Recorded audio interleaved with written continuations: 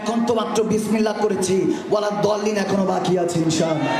ছিল না কিতাব বই হলো এত একত্রিত হওয়ার আগে আমার রাসূল আরবি 50 ইয়ার্স লেটার 50 বছর ইন্তেকালের 50 বছর পর পর্দার পরে জাহিরি আবু বকর সিদ্দিকের হুকুমে ওসমানী গানি এটা লিপিবদ্ধ করেছেন, 4খানা করে পৃথিবীতে ছড়িয়ে দিয়েছেন। আজকে অনেক হয়ে গিয়েছে কিন্তু হাকিকত এখন আমরা বুঝতে পারি নাই।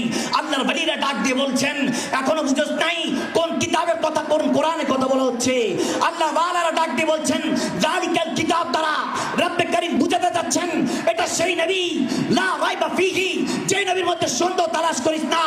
12 নবীর আউয়াল আমার নবী এসেছেন উম্মতের হেদায়েতের জন্য, গিয়েছেন শাফাআতের জন্য। যখন নবীকে চিনতে পারলাম তখনই আমাদের কাছে সবকিছু ক্লিয়ার হয়ে গেল।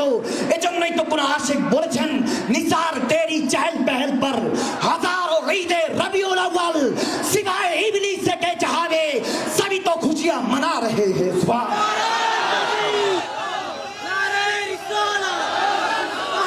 তো সেই নবীকে আমরা পেয়ে খুশি তো ইনশাআল্লাহ।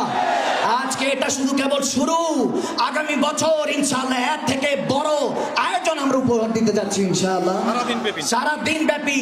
এবং এটার জন্য যা কিছু লাগে পীর মাশায়েখরা যেহেতু আহলে সুন্নাত এক কাতারে চলে আসছে, এখন তো মাত্র বিসমিল্লাহ করেছি, ওয়ালা দলিন এখনো বাকি আছে ইনশাআল্লাহ। আমরা যখন এক কাতারে চলে আসছি আর কোনো টেনশনের কিছু নেই। আমরা বাংলা জমিনের মধ্যে ইসলামের যত রকমের নিয়ম কানুন আছে আমরা দায়েম ও কায়েম করবো ইনশাআল্লাহ। আর গাজওয়াতুল হিন্দের জন্য আমরা প্রস্তুতি নেব। 20 তারিখ আগামী 20 সেপ্টেম্বর একটা দাওয়াত দিয়ে দিচ্ছি আমাদের পীর মাশায়েখদের মাধ্যমে। ঢাকায় আরেকটা উলামায়ে মাশায়েখের সম্মেলন হতে যাচ্ছে আলহামদুলিল্লাহ পরে এই 20 তারিখে। সকলকে ইনশাআল্লাহ এটা অনলাইনে পেয়ে যাবেন। সকলকে মোবারকবাদ এবং সাধুবাদ জানিয়ে আমি সালাম জ্ঞাপন করছি। আসসালামু আলাইকুম ওয়া রাহমাতুল্লাহি তাআলা ওয়া বারাকাতুহু।